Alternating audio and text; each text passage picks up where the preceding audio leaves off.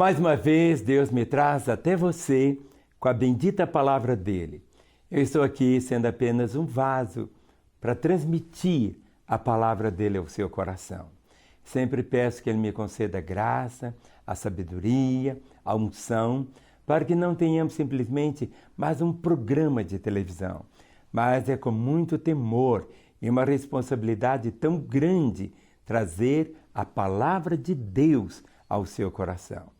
E o assunto que eu vou trazer hoje é essencial para que você possa viver uma vida abundante, a vida plena. Existem muitas pessoas que vêm para Jesus, mas têm uma dificuldade muito grande por causa do pecado. O pecado traz maldição, o pecado mata, o pecado só tem uma coisa, o salário. A Bíblia diz que o salário do pecado é a morte. Mas existem duas realidades que são assim bem diferentes. Você pode ver uma macieira, ou seja, um pé de maçã. Uma coisa é a macieira, outros frutos, não é verdade? Então você vai encontrar algumas macieiras que têm 1000 maçãs, vai encontrar outra que tem 500, a outra que tem 300, outra que tem 50, outra que pode ter... Deu para entender?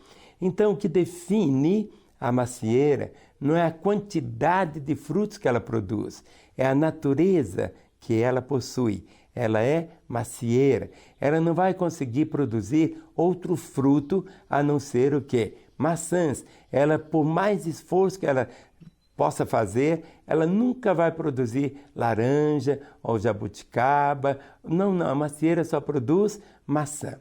O que eu quero dizer é que quando o homem ainda lá no Jardim do Éden voltou as costas para Deus, o homem pecou. E o homem pecador não é porque ele peca porque ele é pecador.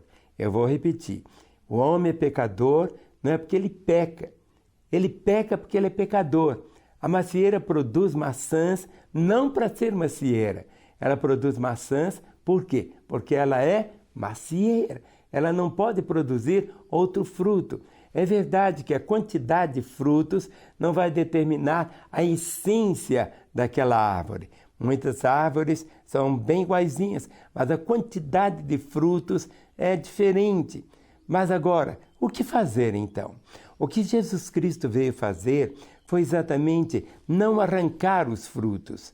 Porque não adianta você só arrancar, brota tudo de novo, volta tudo de novo, volta tudo de novo. É preciso que toque o quê? A natureza dele.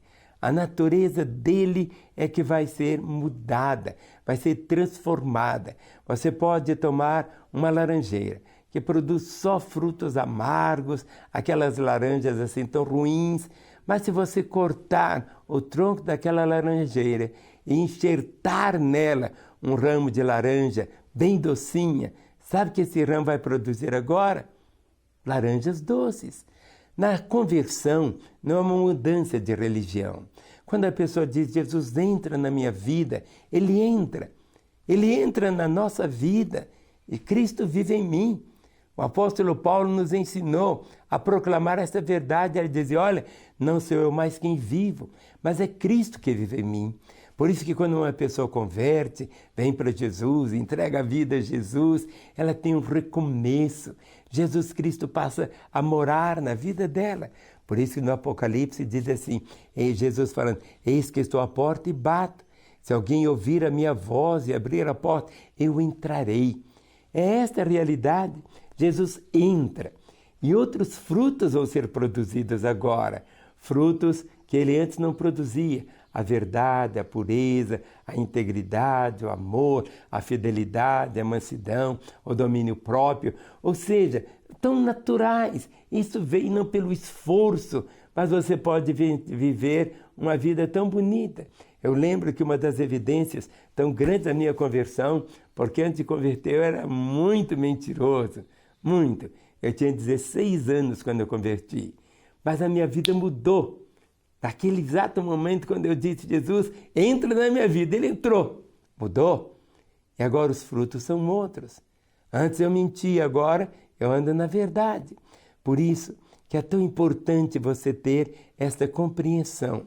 E eu quero ler para você o que está escrito em 1 João, capítulo 1, versos 8 e 9.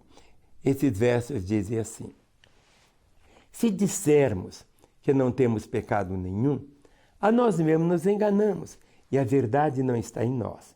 Se confessarmos os nossos pecados, Ele é fiel e justo para nos perdoar os pecados e nos purificar de toda injustiça. Esta é uma promessa. Essa é uma promessa que leva o seu coração a viver aquilo que você sempre sonhou. E o que você sempre sonhou? Ter uma vida imaculada, ter uma vida pura, ter uma vida santa. Quando você olha no espelho, você pode olhar só a casca, mas dentro de você, esta nova criatura. Se Deus permitir agora, em novembro eu vou completar 73 anos, se Deus me conceder essa graça. Mas o importante é que eu só tenho o quê? Um dia para ser vivido.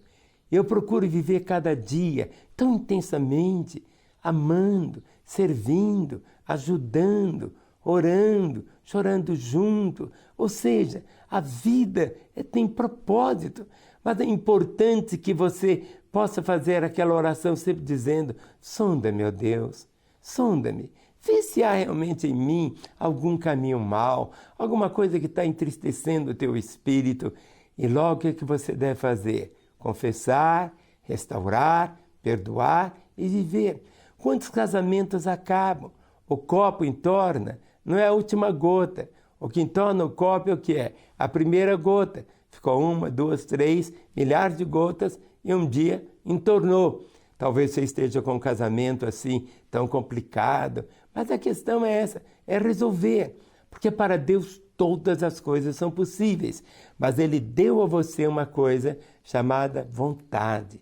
É o livre-arbítrio.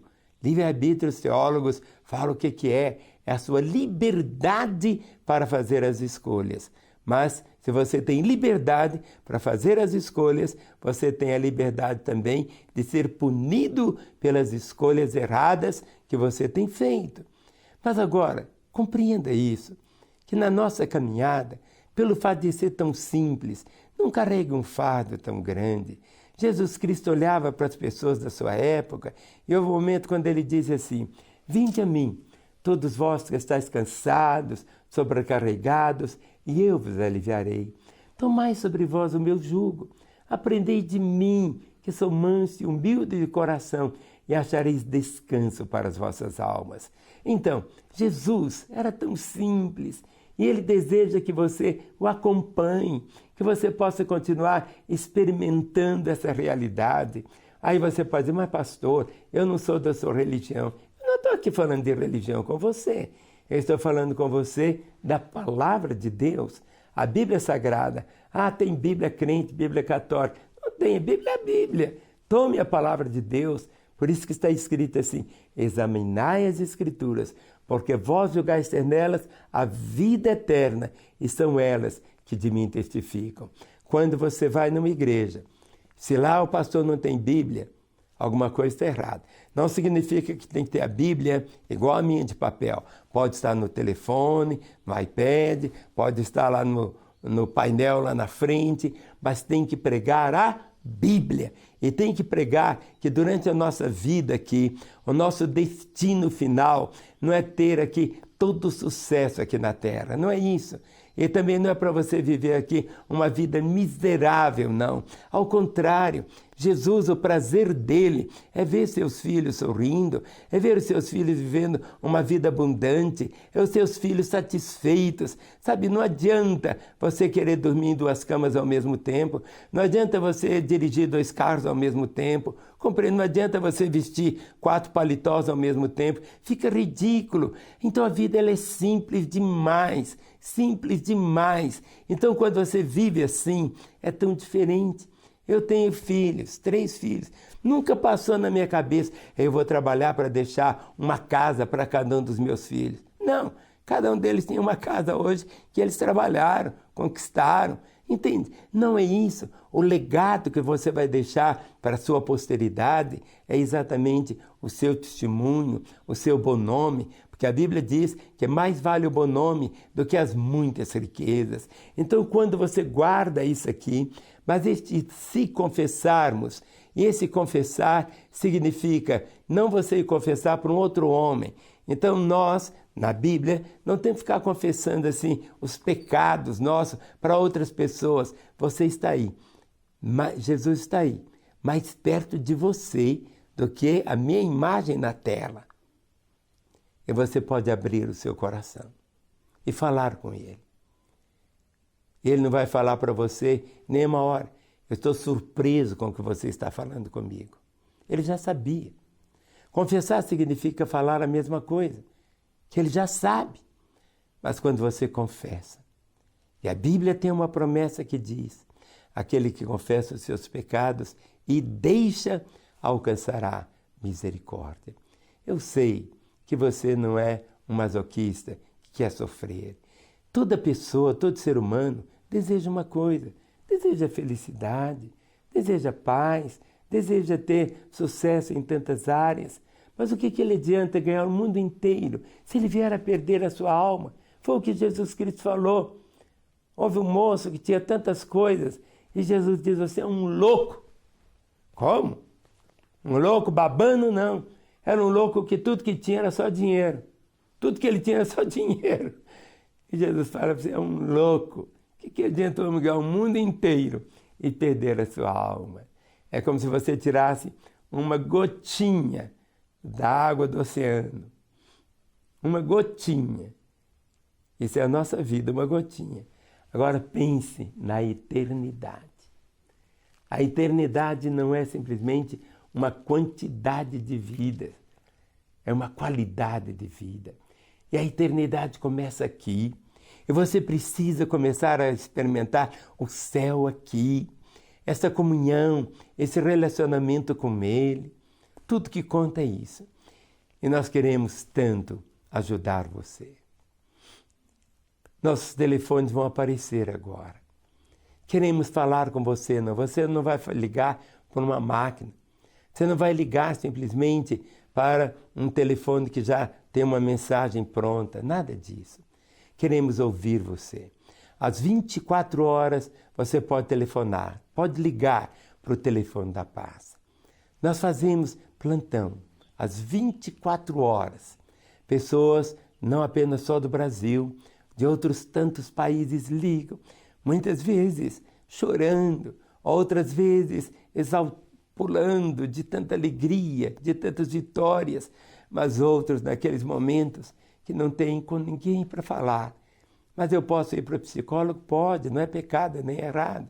Eu posso falar com outro? Pode. Mas nós estamos aqui com a Bíblia aberta ao lado do telefone. Temos um celular de cada operadora, exatamente para facilitar para você. Quando você liga, o mesmo operador, se o seu telefone é da Oi, liga para outro da Oi, não paga nada. Se é da Claro, a mesma coisa. Da TIM, a mesma coisa. Por que isto? Porque Deus nos mandou fazer isto. Para que você possa conhecê-lo, possa receber o amor dele, possa sair dessa caverna tão escura que você está vivendo e desse remorso que está sugando as suas energias, o seu sorriso, a sua paz, a sua própria vida. Escolha. Se tudo na vida é uma questão de escolha. Jesus não vai te obrigar a absolutamente nada. Ele deu a vida por você. Você pode voltar as costas para Ele? Pode. Ele te deu o livre-arbítrio, você é livre. Mas você é livre também para voltar-se para Ele. Mas procure fazer isto hoje. Amanhã eu vou fazer, pastor. Amanhã eu vou ligar, pode deixar. Quem sabe, amanhã você não exista mais. Hoje é o seu dia. Esta é a sua hora. Tudo que Deus deseja é que seus olhos sejam abertos. João 3,16 resume o que eu falei, a palavra do Senhor dizendo, porque Deus amou o mundo de tal maneira que deu seu Filho unigênito para que todo que nele crê não pereça, mas tenha a vida eterna.